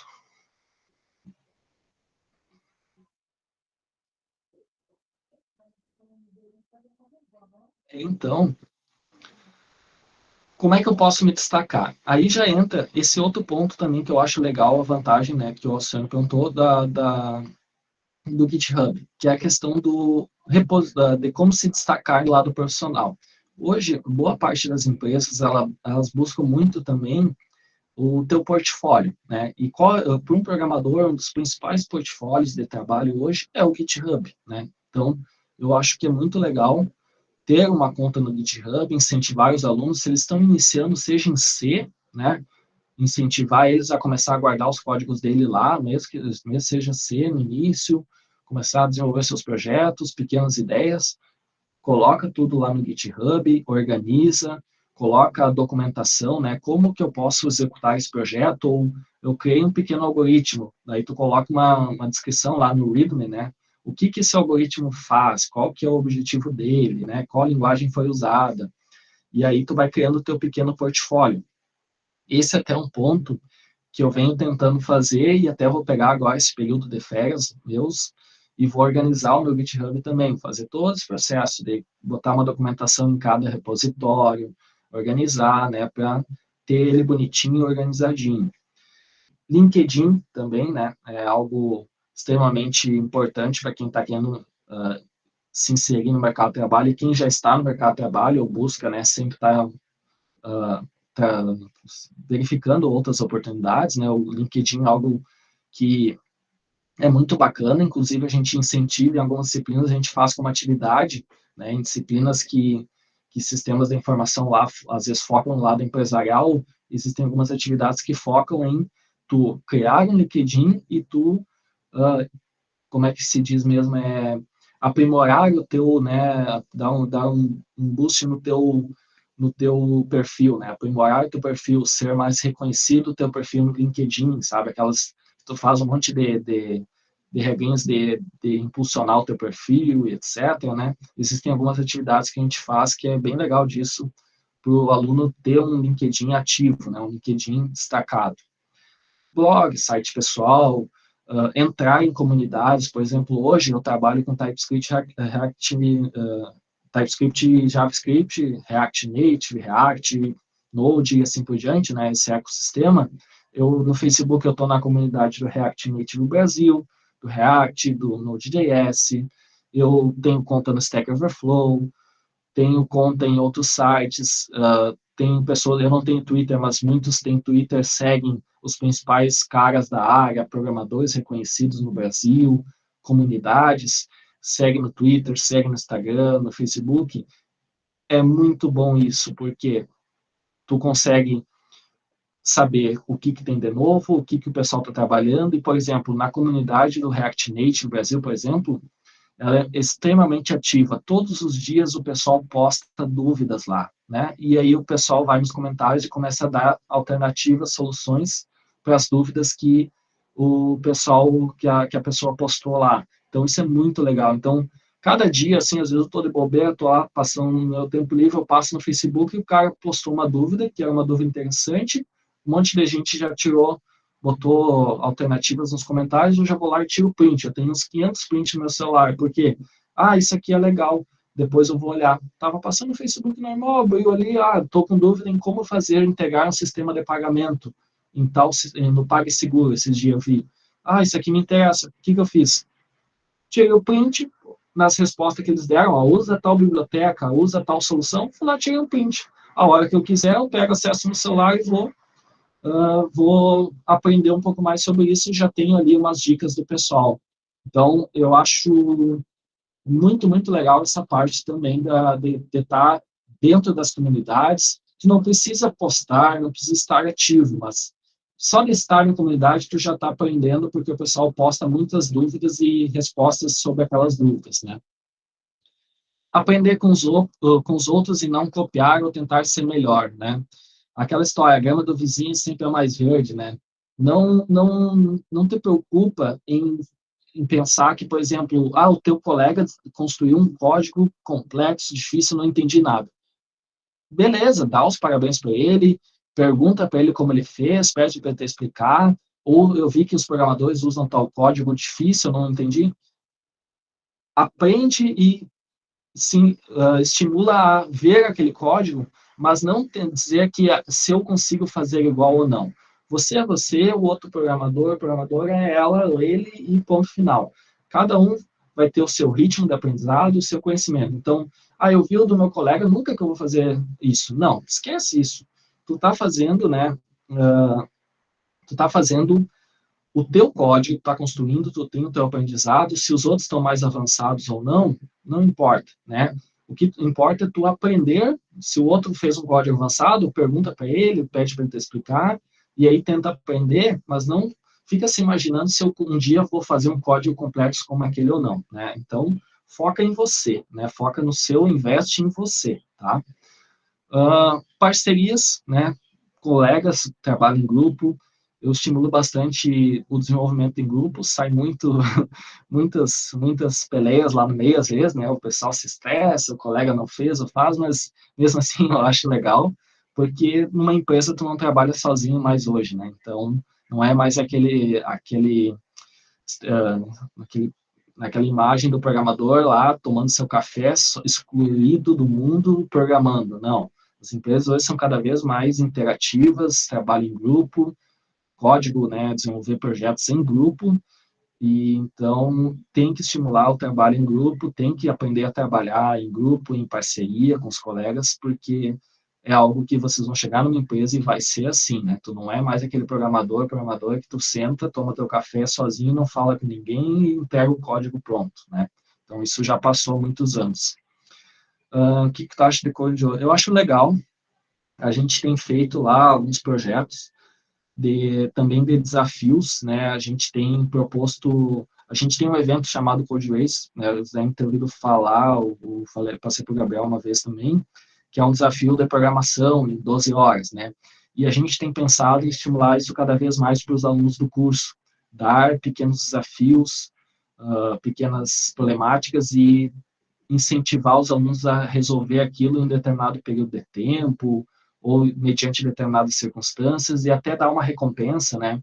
A gente tem conversado muito sobre isso também, sei lá, por exemplo, o caso, se o IFE ele pode, de repente, fornecer um acesso a um determinado curso para o grupo vencedor, fornecer uma certificação, fornecer uma visita em uma empresa, enfim, né, sei lá, dar algum tipo de incentivo para que o vencedor daquele desafio ou daquela problemática ou daquele pequeno evento que foi feito de programação ou em outras áreas também, né, tenha, né, um incentivo para os primeiros, segundos, terceiro colocados, e assim por diante, né, depende muito de como vai ser feito. Mas eu acho bem legal essa ideia, assim, sou muito fã dessa ideia de estimular, de desafio, de fazer o aluno, né, tentar resolver aquele problema, né. Inclusive, é algo que eu faço muito nas disciplinas. Eu dou as atividades e, às vezes, eu largo do nada, assim, eu largo um desafio. Ó, esse sistema está faltando tal e tal coisa. Quem fizer ganha tanto de nota extra, ou ganha isso, aquilo, né? Então, eu acho bem legal essa ideia também. A do Coding Dojo também eu acho bem interessante. Deixa eu ver o que mais eu tinha. Eu acho que daí projetos pessoais. Não, no caso dos projetos pessoais, eu já falei também, né, que é bem legal vocês estimularem a sua ideia, mas tendo aquela ideia de que não se frustrar se aquele projeto não conseguiu ser concluído ou não deu certo, porque ideias vocês vão ter toda a vida, né, então não se frustrem se uma ideia, um projeto não deu certo, porque tinha que ser aquela ideia, aquele projeto, que aquele era o melhor do mundo. Não. Amanhã, depois, tu vai estar pensando, tu vai ter outras ideias, né. Cursos online, então hoje, assim, ó, os professores, por exemplo, no caso de vocês do IFE, eles são extremamente capacitados, dão os conteúdos para vocês e também é sempre importante vocês buscarem mais, né? Então, vocês têm todo esse conhecimento à disposição na instituição de ensino, é muito bom, e sempre é bom, quem quer avançar um pouco mais, buscar cursos complementares, né? Então, hoje a gente tem plataformas que permitem vocês aprimorar o conhecimento de vocês muito, né? Então, tem o Udemy, tem Rocket City, que é voltado para a parte de JavaScript, TypeScript, Jornada do Dev, Learn Café, Fábrica de Apps, Code 3R, Guia do Programador, Dev Media, enfim, né? Um horror de locais que tem videoaulas online, tudo gratuitos, né? Que vocês podem também estar aprimorando. Questão da organização, e aí trabalho em equipe, eventos da Hackathon. Então, a organização eu considero extremamente importante para quem vai trabalhar, né, com essa ideia de construir o seu aprendizado, de focar, né, melhorar, fazer uma formação. eu considero muito importante ter a questão da organização. E aí eu recomendo o uso de um software que talvez vocês possam ter ouvido falar já, mas que ele se chama Notion, que é notion.so. Então, esse daqui, ele é um software de organização, ó, tipo, tem o Trello, tem outros, né, mas eu acho muito legal que aqui, ó, eu tenho coisas muito listadas, eu posso fazer listas, então, por exemplo, ó, eu tenho cursos aqui, então, cursos que eu posso separar aqui, ó, cursos que eu comprei ou que eu pretendo fazer, cursos que está em andamento, cursos que eu já finalizei, por exemplo, do meu canal lá que eu tenho um monte de coisa aqui, ó, o que que eu fiz, o que que eu não fiz, e assim por diante. Então, ele é um site, notion.so, que permite vocês criarem tarefas para vocês e listarem, né, elas e colocarem o andamento, colocarem o status. Vocês podem criar isso aqui no formato de calendário. Então, por exemplo, aquilo que eu falei do algoritmo, vocês podem botar lá no calendário que do dia tal a tal, vocês têm que resolver tal problema. E aí você bota no calendário e cria uma organização estrutural por mês, por exemplo, que tu tem que estudar tais coisas e resolver tais desafios nesse mês, né? Então, tipo, esse site aqui, ele é muito útil, muito legal, gratuito, né? Então, eu acho bem bacana de vocês estarem utilizando também, né? Notion.so ou sites similares, como o Trello e outros, né? Que também vocês podem estar usando. E o principal ponto é se organizar, né? Ter um foco, listar o que tu precisa aprender, o que tu tá aprendendo, listar as tuas tarefas, se organizar, né? Eu acho que é muito legal de ter essa parte bem estruturada. Trabalho em equipe, eu já falei, eventos da área, hackathons, né? Hackathons são competições de programação. Eu acho muito bacana participar disso, pelo menos que seja como ouvinte. E aí, como eu falei no início dessa conversa, atualmente, a gente tem muita coisa online agora, em virtude disso, né? O próprio ciclo, né, de palestras aqui que a gente está tendo, ele é uma oportunidade para vocês estarem construindo mais conhecimentos, e aí tem muitas outras também que eu considero muito legal vocês estarem participando disso, né? Então, eu estimulo bastante essa ideia de formação continuada. E aí, a questão do planejamento pessoal, já falei, né, de ter essa questão, resultados semanais, pequenas conquistas, né? Então, dividir para conquistar, né? Então, divide as suas tarefas em pequenos passos e vai marcando, dando aquele checkzinho lá, né? Fiz tal coisa, dá um check, que agora a próxima coisa é isso, e vai dando um check. Até aquela ideia do projeto de vocês podem quebrar o projeto de vocês em várias pequenas atividades, né, que tu tem que fazer no projeto, e aí tu vai dando um checkzinho lá em cada atividade que tu fez, né? Então, acho que é bem legal isso e te dá aquele sentimento de conquista, né? Poxa, olha aqui, ó, fui fazendo, olha a minha lista, o tamanho que tá de sucesso já do que eu fiz, e aí então isso dá um sentimento muito legal também de realização, de conquista, né? E aí, tipo, o que fazer a partir de agora, né? Então, falei bastante, mas o que fazer? Basicamente, eu acho que é muito em cima do que eu vinha debatendo dentro dessa conversa para vocês, né? Se planejar, se organizar, escolher, né, um foco para trabalhar. Quem está iniciando, né, reforçar muito a questão da lógica, da orientação a objetos. Quem já está trabalhando um pouquinho mais avançado, reforçar muito a questão de trabalhar em uma ou outra linguagem ou ecossistema, né? Se especializar naquilo, tocar os seus projetos pessoais, quebrar eles em pequenas partes para vocês poderem se organizar melhor, né? Nunca tentar já começar do meio para o fim, né? Sempre começa do início, né? Parece redundante isso, mas inicia do início, é redundante, mas é algo que é necessário, né? Não começa fazendo o teu sistema lá no meio do caminho já, começa estruturando ele, documentando, aí depois começa com as pequenas atividades menores, e aí sim vai indo construindo ele. Então, acho que é bem importante isso. Cursos complementares, o GitHub, LinkedIn, enfim, né? Tem muita coisa que dá para fazer, né?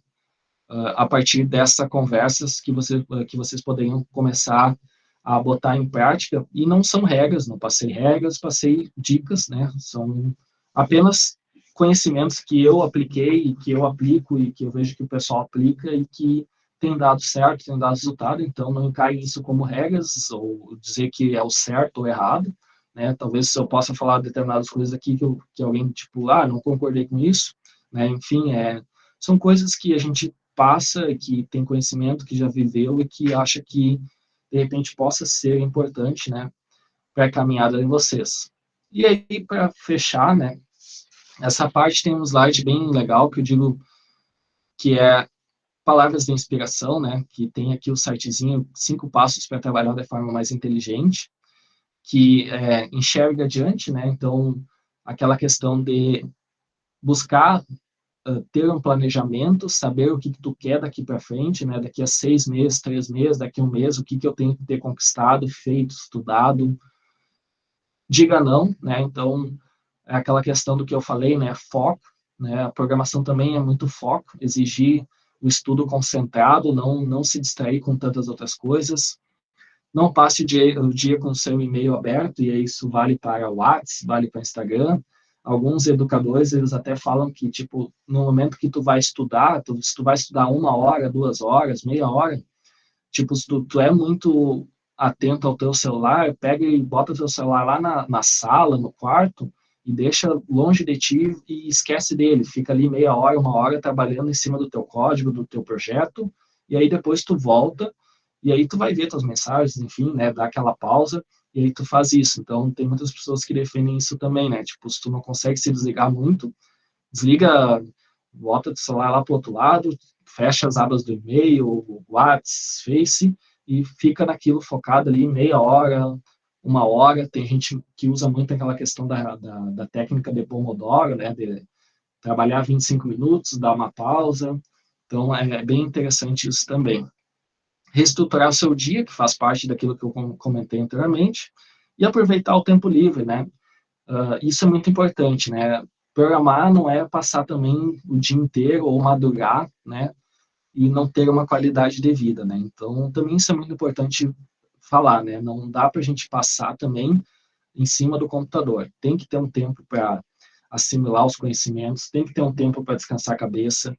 Muitas vezes vocês vão ter erros no código que às vezes vão passar uma madrugada em cima daquele erro e não vai resolver. Aí tu vai lá, para um pouco, descansa a cabeça, vai comer uma coisa, vai olhar uma TV e daqui a pouco tu começa a pensar naquele problema de novo e antes de tu voltar para o código, começa a pensar logicamente na tua cabeça. Poxa, eu estou usando tal algoritmo, estou construindo de tal forma e eu quero que seja o resultado seja esse e não está rolando sentimento. O que eu posso fazer? E aí tu começa a matutar na tua cabeça. Muitas vezes isso já aconteceu comigo e eu vejo que acontece com outros. Tu sai daquele foco do computador, do código, vai distrair tua mente, depois tu pensa naquele código, pensa como tu podia solucionar aquilo, e às vezes a solução vem de uma hora para outra, tu conseguiu, com a cabeça mais fria, né, tu conseguiu pensar numa solução, aí tu vai lá para o código tentar implementar ela e dá certo, né, ou até um erro resolver ele. Então, é muito importante dessas pausas e ter qualidade de vida, sair, olhar filme, olhar série, enfim, ter a sua qualidade de vida, a sua vida pessoal também, né, não só passar em cima desse processo de programar, porque não é também saudável, né. E eu acho que é isso, né? A combinação trabalho duro e trabalho inteligente é trabalho eficiente. Então, programação nada mais é do que trabalhar bastante, né? E estudar, e se esforçar bastante. E aí eu deixo aqui o meu contato. Eu até não passei ainda para o Gabriel, mas eu vou passar para ele a apresentação. Vou deixar com ele a apresentação ali para vocês, tenham acesso a ela. Deixo o meu contato, caso vocês tenham alguma dúvida, por favor, entre em contato comigo, ali é nunesfb@gmail. Eu também tenho meu canal no YouTube, se vocês querem acessar lá e dar uma olhada, tem bastante conteúdo gratuito de códigos, programação, etc., SQL. Acho bem legal também, né, fazer isso. Isso aí, Marco, às vezes, que nem em outra palestra que eu dei, um participante disse que foi lá, saiu do código, estava comendo uma coxinha recheada de frango lá e a solução veio para ele, né? Então, assim, é aquela ideia, né? Libera a tua mente que às vezes a solução pode vir de uma forma bem mais rápida do que tu ficar martelando em cima do código, né? Então, é bem legal isso.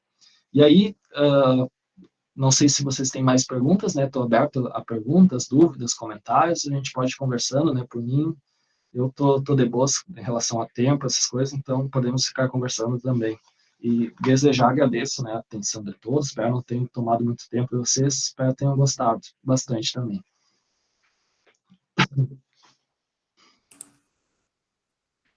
Felipe, Uhum. tá me escutando? Sim. Bom, muito obrigado, tá, pela palestra. Acredito que tenha agregado bastante conhecimento, né, para o pessoal.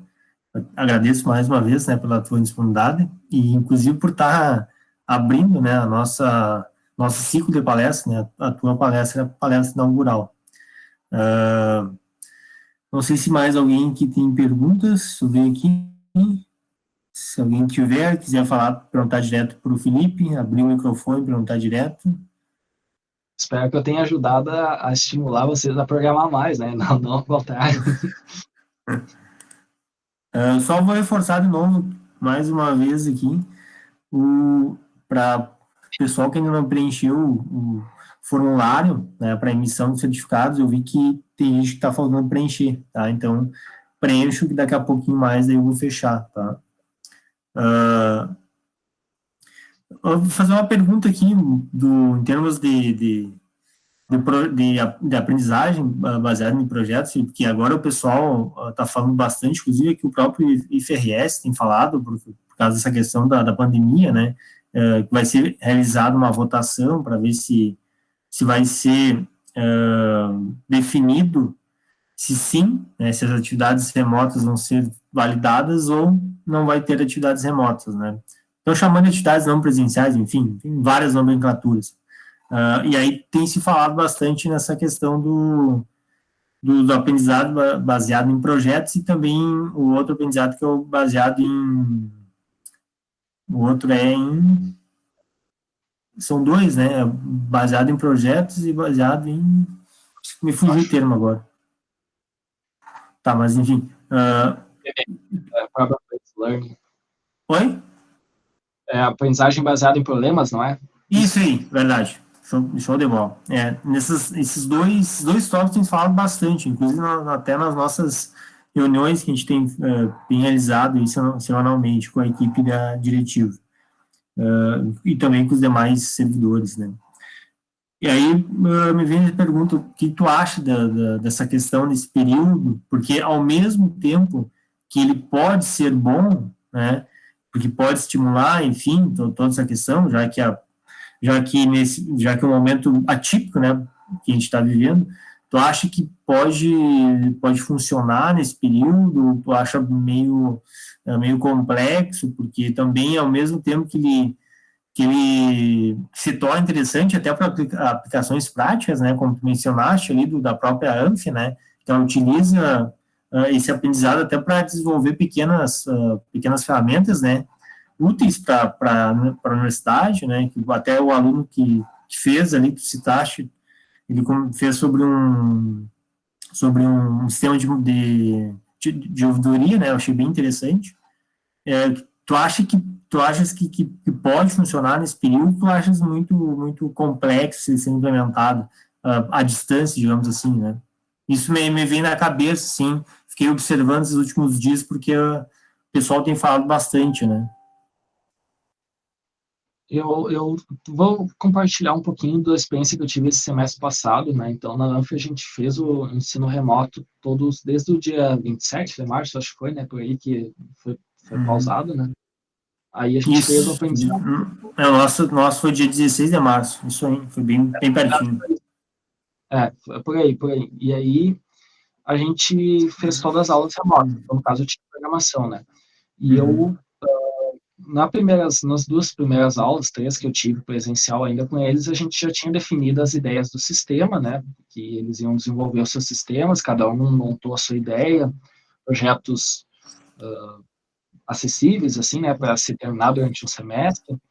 E aí, depois disso, eu segui trabalhando nessa ideia durante o semestre, né? Então, foi algo que, vou dizer assim, ó, deu certo, mas eu senti que teve muito mais dificuldade do que na presencial, principalmente porque os alunos, eu fui dando as aulas, eles foram construindo os conhecimentos e foram aplicando seus projetos, mas eles sentiam muitas dificuldades do acompanhamento do professor presencialmente, daquela questão do professor ver o código, ver o que estava dando erro, de avaliar eles presencialmente de forma mais constante, né? Porque de forma online, às vezes eles enviavam código, eu dava o feedback, mas tipo aquela coisa espaçada, aquela coisa desencontrada, porque não é aquele momento presencial, né?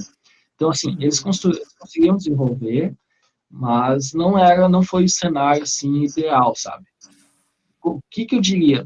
Se o aluno já tem conhecimento sobre aquele projeto que ele vai desenvolver, eu acho que vai fluir legal e vai ser uma experiência muito boa.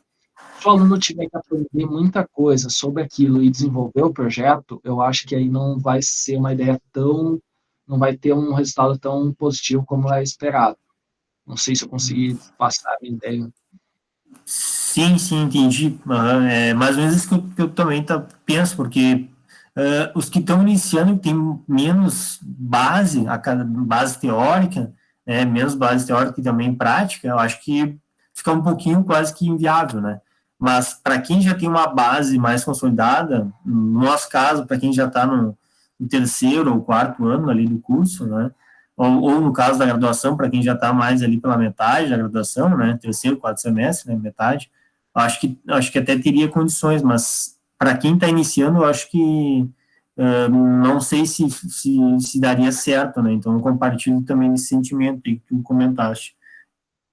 Eu acho que talvez uma ideia também seria a ideia da integração do curso. Pegar, formar grupos alunos que estão no primeiro e que estão no quarto, que aí tem aquela mescla de conhecimentos, aí talvez também isso auxilie no projeto. E aí que não seja um projeto que seja um projeto que tenha partes que o aluno que está iniciando possa fazer e que tenha partes que o aluno que está mais avançado possa fazer. Que aí, tu tendo um grupo de alunos que tanto estão no início quanto no fim, tu consegue quebrar isso para os alunos fazerem e eles se ajudarem também. Aí, esse talvez seja uma proposta interessante também. Ah, legal, né? Boa ideia. Bem, bem pensado mesmo, porque aí daria para todos se envolverem e cada um, né, com a sua base de conhecimento ali, né? E aí o que está iniciando vai aprender com o outro e o outro vai ajudar quem está iniciando, viu, né? Para criar Uhum. aquele sentimento de colaboração. Sim, claro, né? Nesse momento com reuniões virtuais, mas enfim, né? Seria uma possibilidade também, né? Isso foi, por exemplo, nessa disciplina que eu dei de dispositivos móveis, tinha muita gente era muito heterogêneo, assim. Tinha gente que recém estava iniciando, né, sabia só algoritmos, e tinha gente que já programava mais avançado. Então, eu separei os grupos bem nessa ideia. Pessoa que Uhum. sabia, pessoa que não sabia, e aí falei para eles criar um grupo no WhatsApp, se comunicarem, e compartilharem conhecimentos. E aí tá dando Uhum. bem, assim, o feedback deles está sendo bem legal, assim, tá dando resultado bem positivo. Ah, legal, show de bola. Porque me lembrei agora, a gente tinha tocado, né, nesse assunto aí, né? Porque o pessoal tá falando bastante, até tem se discutido nas reuniões, né? O que é melhor nesse momento, né? Enfim, se até a questão de videoaulas, né? Só que as videoaulas também tem, para ser uma videoaula mais atrativa, também teria que ter né, teria que ter uma equipe ali para fazer, né? Para ficar bonitinho, né? Não é bem assim fazer uma videoaula, né? Claro, videoaulas mais simples a gente faz, assim, né? O próprio computador, mas não é a mesma coisa que um EAD, né? Uma instituição que está preparada, né, para atender, né, o EAD. Né? Então, por isso que eu me lembrei de te perguntar até para ver, né, o que tu achaste desse tema, né? É um ponto até que tu falou bem interessante, que nem eu falei para os meus alunos, eu disse, eu gravo um vídeo para eles, etc., né? Mas eu sempre deixei claro, tá, vocês estão tendo um ensino remoto, né? O EAD ele é bem mais complexo, envolve atividades, cooperação, atividade entre grupos, compartilhada, né, uma aula do professor aparecer no estúdio, enfim, né, tem toda aquela complexidade a mais, né, no EAD, né. Isso, exatamente, isso que a gente vem comentando também, né? Pessoal, alguém tem mais alguma questão aí para perguntar para o Felipe? Se quiserem perguntar diretamente, hein? Abrir o microfone. Thiago, Pablo, quem mais que tá? Deixa eu ver aqui. Thiago, Pablo, a Fernanda. É, só nós. Só tem nós agora. E eu.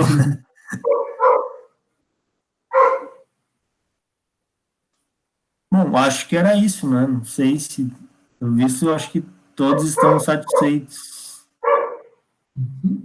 Não, tranquilo. O Thiago colocou aqui o ABP aqui, que aquela hora a gente estava comentando.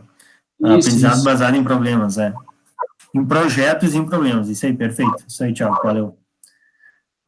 Bom, te agradeço mais uma vez pela disponibilidade, tá? Também me coloco à disposição quando vocês precisarem, tá? Quando voltar, eu brinquei contigo, mas quando for de novo para estiver enrolante, vou trazer para ti uma cuca.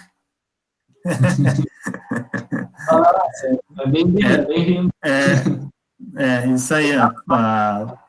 A cidade é bem conhecida por ser a capital nacional da cuca, tem até a placa na entrada da cidade. Não, bom, com certeza eu aceito. É. Bom, era isso, tá? Valeu, um abraço aí. Qualquer E coisa precisar do meu contato ali, né? Então, uhum, só entrar em contato. Eu vou deixar contigo agora, eu te mando no WhatsApp ali, tá? A apresentação. Aí qualquer coisa a gente conversa ali também.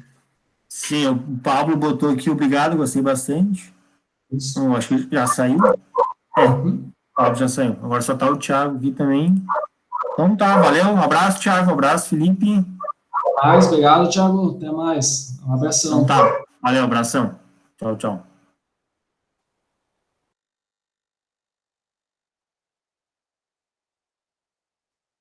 Uhum.